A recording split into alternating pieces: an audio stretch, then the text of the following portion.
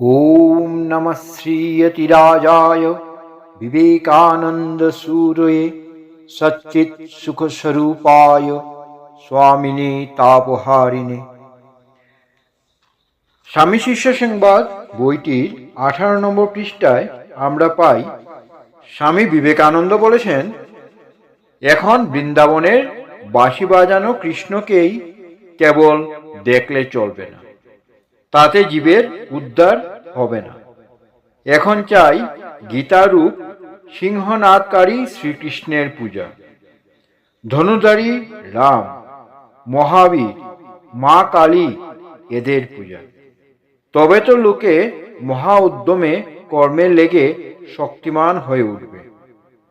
আমি বেশ করে বুঝে দেখেছি, এদেশে এখন যারা ধর্ম করে তাদের অনেকেই full of morbidity, crack brain অথবা ফ্যানাটিক। মহারজগুণের উদ্দীপনা ভিন্ন এখন তোদের না আছে ইহকাল, না আছে পরকাল। দেশ ঘোর তমতে ছেয়ে ফেলেছে, ফলও তাই হচ্ছে, ইহজীবনের দাসত্ব, পরলোকে নরক।